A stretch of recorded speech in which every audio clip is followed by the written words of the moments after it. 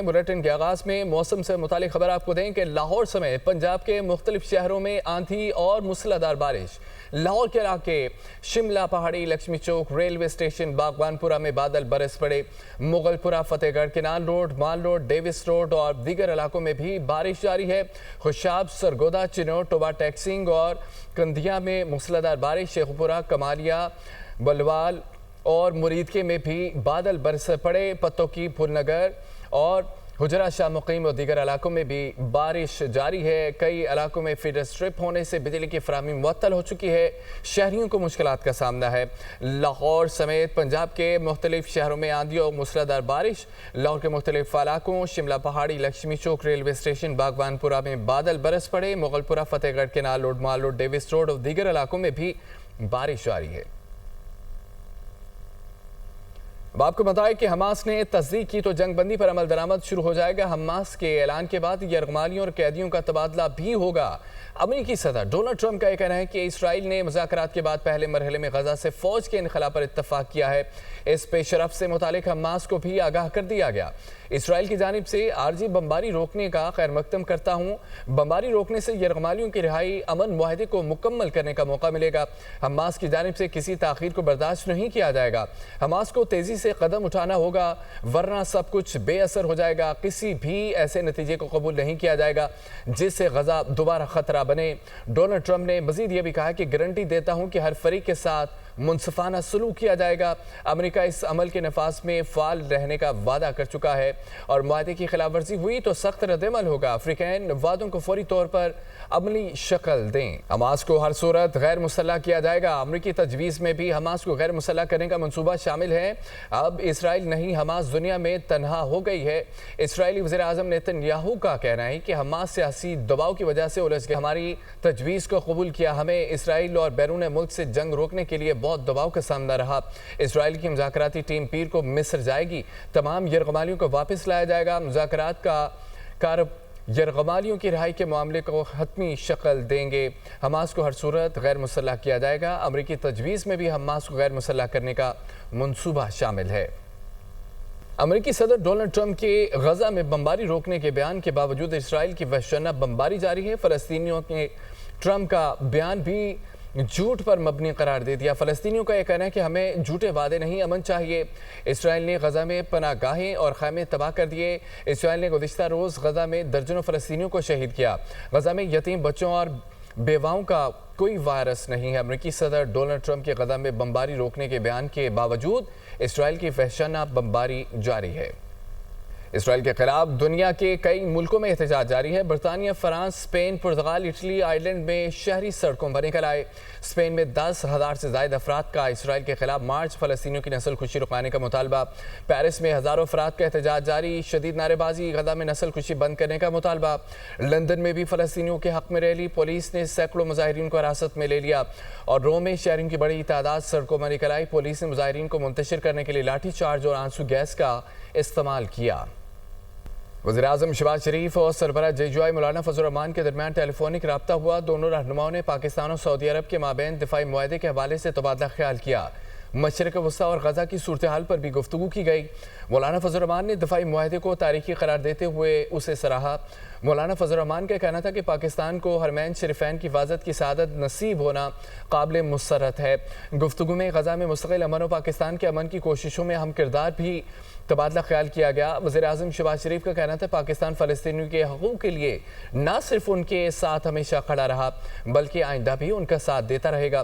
دونوں رہنماؤں نے غزہ میں جنگ بندی کے حوالے سے حماس کے بیان کو خطے میں امن کی راہ ہموار کرنے اور فلسطینیوں کی نسل کشی روکنے کا نادر موقع قرار دیا ہے۔ وزیر اعظم نے یہ کہا ہے کہ غزہ میں جنگ بندی سے معصوم اور نہتے فلسطینیوں کے قتل عام کی روک تھام اور فلسطینی ریاست کے قیام کا درینہ خواب پایا تکمیل کو پہنچے گا۔ مشرق وسطیٰ میں امن خطے کے لوگوں کی ترقی و خوشحالی کے لیے انتہائی اہمیت کا حامل ہے۔ नाज़रीन, फ़लस्तीनियों से इज़हार यकजहती के लिए जमात इस्लामी का लाहौर में गज़ा मिलियन मार्च।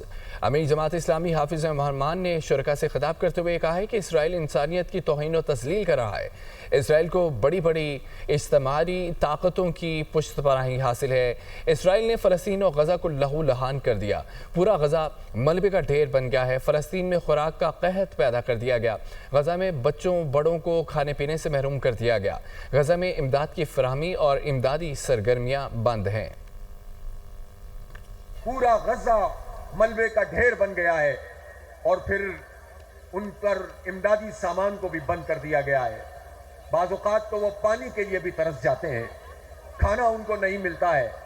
लाइनों में लगने पर वो इज्जत और गैरत वाले लोग मजबूर हो जाते हैं और अपने घरों के जो भी बचे हुए बर्तन हैं उनको लेकर जब वो खड़े होते हैं तो हमारे सर शर्म से झुक जाते हैं कि ये कैसी दुनिया है कि जिसमें इंसानी हुकूक और जानवरों के हुकूक की बात भी की जाती है। ऐसी सूरत हाल में दुनिया के तमाम इंसानों के लिए ये शर्म का मुकाम है कि इस तरह से इंसानियत की तौहीन और तज़लील इसराइल कर रहा है और इसराइल को पूरी तरीके से पुष्पनाही हासिल है मगरबी ममालिक की और उनकी चंद रियासतों की और सबसे बढ़कर अमेरिका की।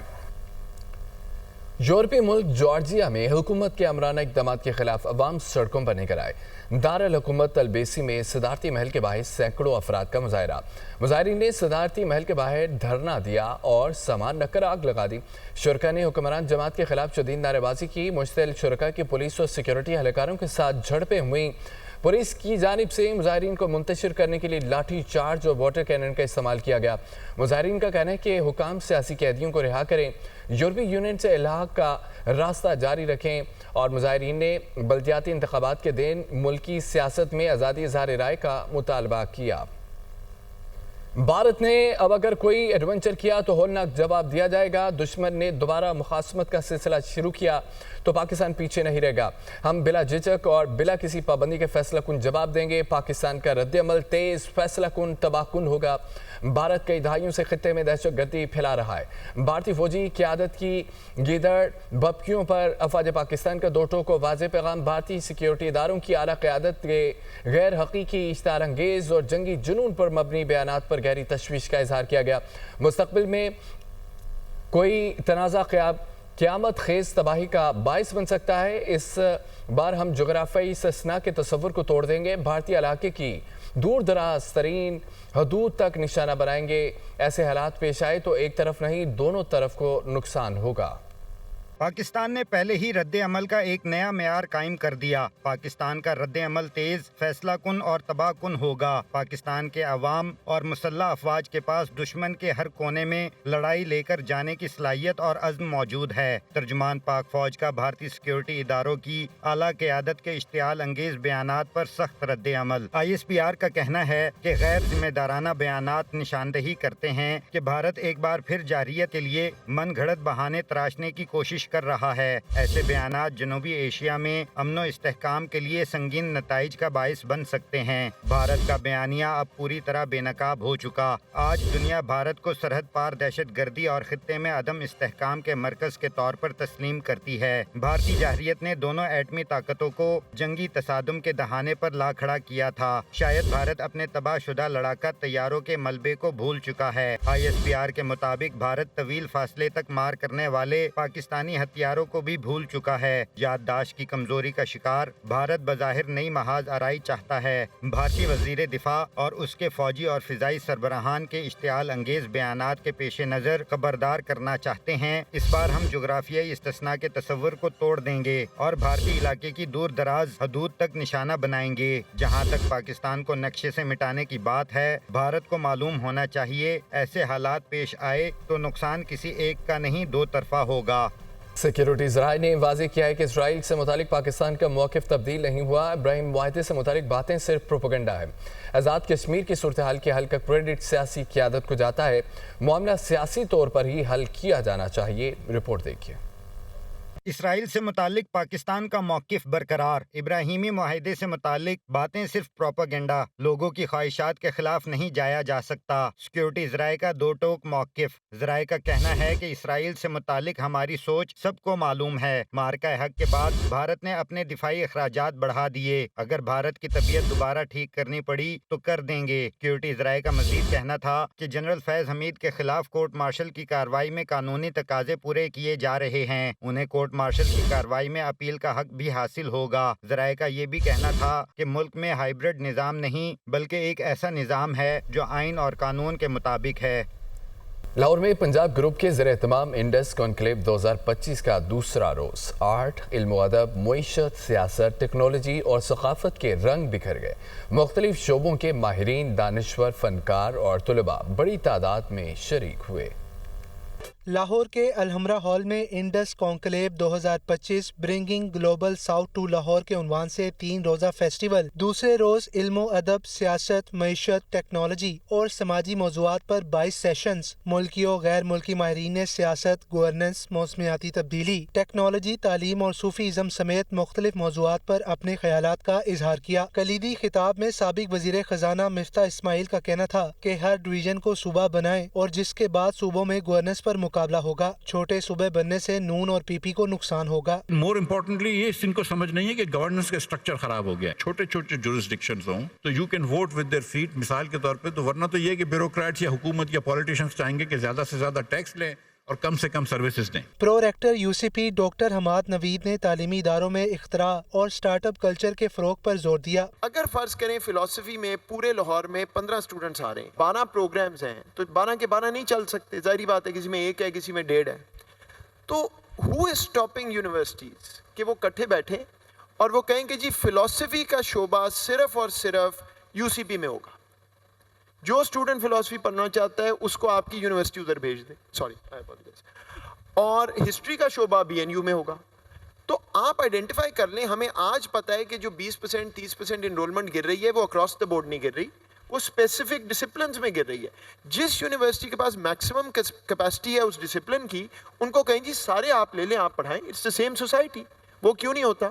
کیونکہ میں نے کمپیٹ کرنا ہے، میرا ایک اسٹوڈنٹ کم، آپ کا زیادہ، میرے 2 یہ یونیورسٹی کا پرابلم ہے۔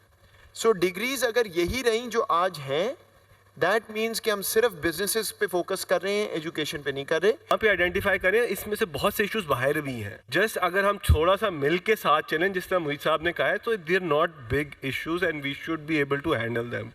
تو دا پوائنٹ بینگ کہ مل کے چلیں اور آگے کی طرف دیکھیں in a positive manner, because کوئی اور ہمارے پرابلمس نہیں سالو کرے گا، it is us who are going to solve them.